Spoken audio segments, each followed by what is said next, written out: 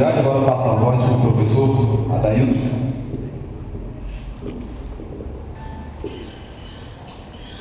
Boa noite.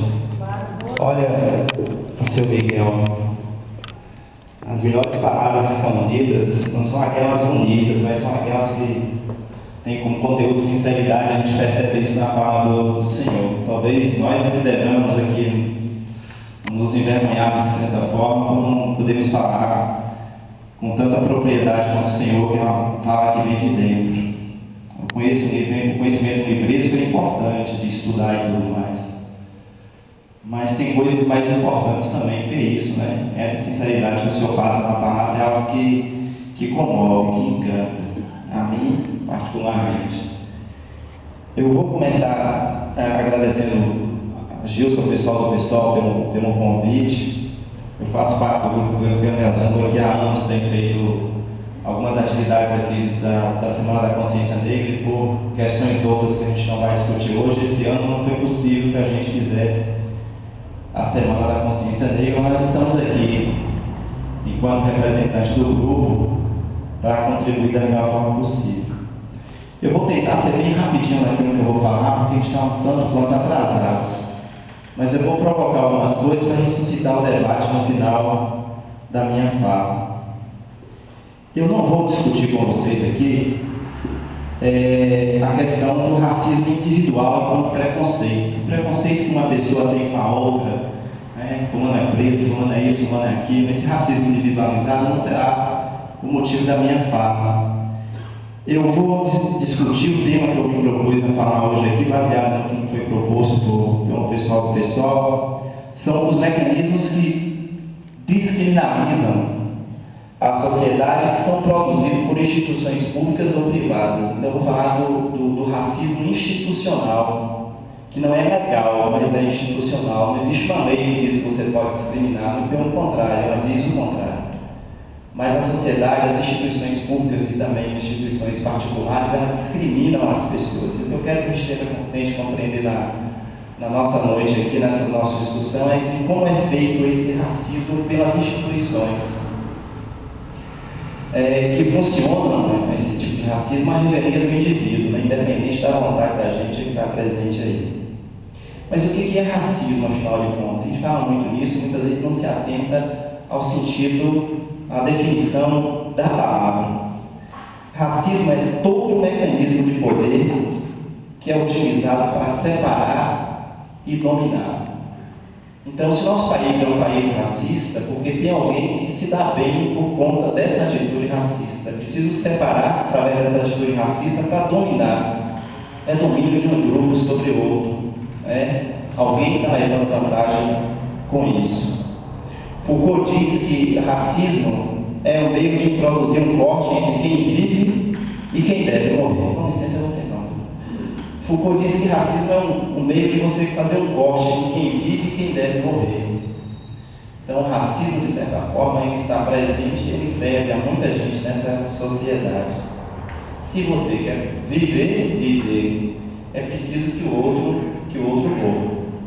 Então, eu dividi a minha fala em algumas partes. Vai ser bem rapidinho, vou dar alguns dados. Vou fazer uma contextualização histórica, historicamente, como é que surgiu essa questão do preconceito racial e também social.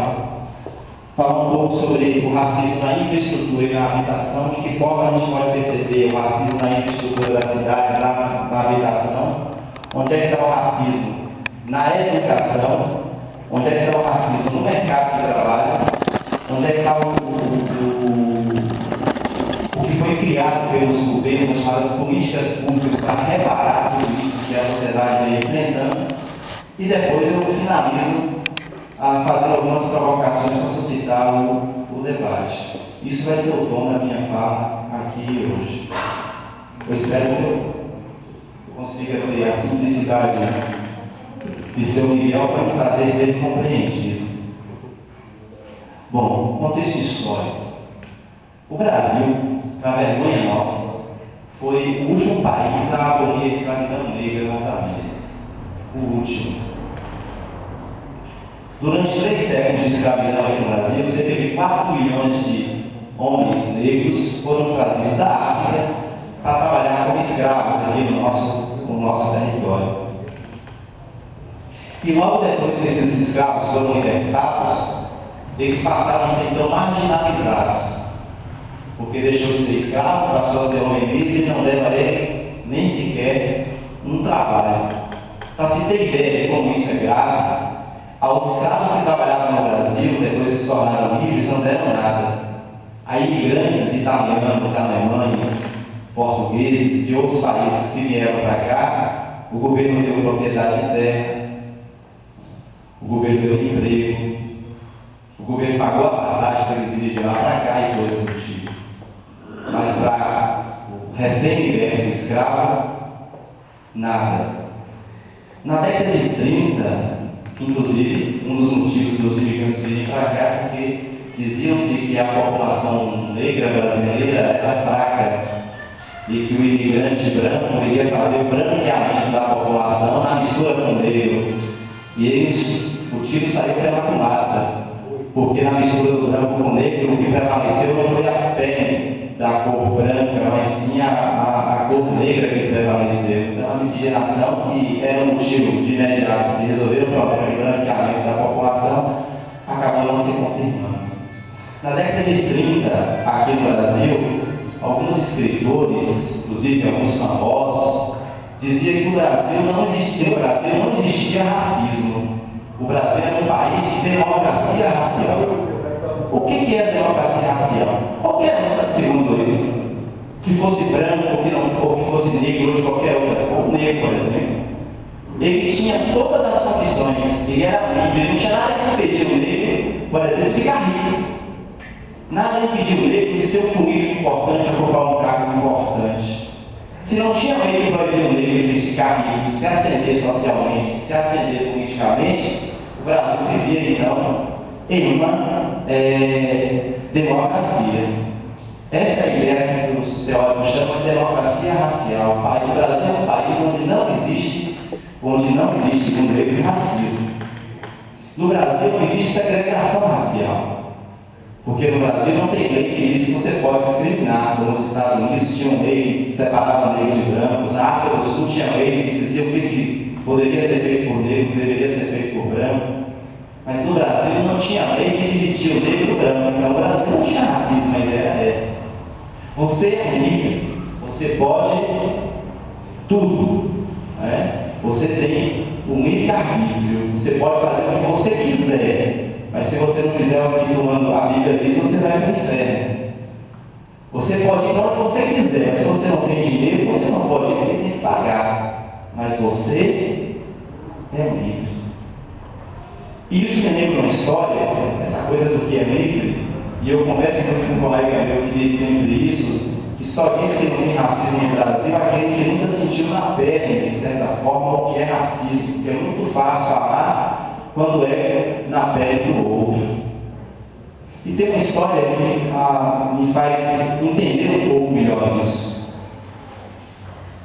Um casal teve a sua casa invadida por um presidiário que tinha acabado de sair do presídio, ficou 30 anos preso, invadiu a casa e matou o homem e a mulher numa cadeira. Foi à cozinha, comer alguma coisa, deixou os dois amarrados e a mulher, o homem disse assim para a mulher: querida, esse rapaz está 30 anos preso. Ele vai me estuprar, que está 30 anos preso. Não faça nada, deixe ele fazer tudo o que ele quiser com você, independente do que ele faça, disse o marido, eu me amo, disse ele para ela. Depois o marginal separou a mulher do homem e ficou conversando com ela durante um tempo, depois saiu novamente. O marido curioso perguntou para a mulher: querido, o que foi que ele falou com você? A mulher disse: ele gostou de você, querido, mas não se preocupe, faça o que ele quiser fazer com você, deixe, porque eu também me amo. Quando é no outro, a gente não sente. Por isso que muita gente fala que no nosso país nós vivemos um período de democracia racial, que não existe racismo. Se você não cresceu, se você não ganhou dinheiro, se você não conseguiu a ascensão social, se você não conseguiu ter os benefícios que o mundo aí dá, se você não conseguiu estudar, é porque você não quis, porque você não se esforçou bastante. Dizia isso na década de 30 os teóricos aqui do Brasil. Depois da Segunda Guerra Mundial, aqui no Brasil, foi feita uma pesquisa, porque se julgava que o Brasil não era um país racista, que não tinha racismo, né? Para poder falar de como, vou mostrar para o mundo de como a Unesco fez isso, e como o Brasil é um país onde as pessoas vivem, sabe, as religiões se misturam, ninguém briga, que a religião protestante, o espiritismo não é religião, mas o catolicismo, as religiões de cultura africana, de matriz africana, todo mundo vive aqui no Brasil, ninguém questiona uma religião da outra. Esse país é uma maravilha, que todo mundo vive tranquilamente, todo mundo é livre para fazer aquilo que quer. O Brasil foi escolhido como modelo de tolerância racial, porque os países naquela época queriam fazer uma crítica aos regimes totalitários do período da Segunda Guerra Mundial. Nos anos 60 e 70 aqui no Brasil, nada se falou sobre o movimento negro. A ditadura não permitiu. Os movimentos negros praticamente, e essa conversa de racismo deixou de existir no país. Os militares não permitiram. Inclusive, no censo da década do regime militar, no censo não aparecia aquela perguntinha dizendo qual é a cor da sua pele. Se você é branco, se você é pardo, se você é preto, se você é amarelo. Inclusive, pardo é uma notação terrível, né? Que pardo é o preto sujo. E muita gente prefere ser chamado de preto sujo do que se intitular como negro mesmo, né? Eu sou pardo, eu sou moreno, eu sou coisa desse tipo. Nos anos 80 no Brasil, a coisa deu uma sentido melhor. O país se democratizou, muita coisa nova aconteceu, uma Constituição foi criada em 88, e essa Constituição fez com que algumas leis não fossem criadas. E essas leis deu uma melhorada na situação, pelo menos no sentido de que os políticos perceberam que o Brasil era um país racista. Não que as leis melhoraram alguma coisa, mas o fato de as pessoas aceitarem que o Brasil não era aquela democracia que se dizia até então, já foi, de certa forma, um avanço. E na década de 80, os negros não se organizaram no movimento negro. Porque em um país onde a grande maioria da população é pobre, a população negra que é pobre não percebe que ela é pobre porque é negra, de certa forma. Isso fez com que houvesse uma desarticulação do movimento negro. Porque o movimento negro não conseguiu perceber que a sua condição de pobre é resultante de um ato de discriminação.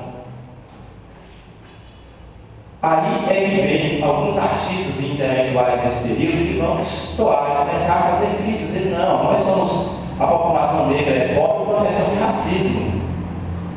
O racismo é uma questão excludente. E aí eu começo a me levar.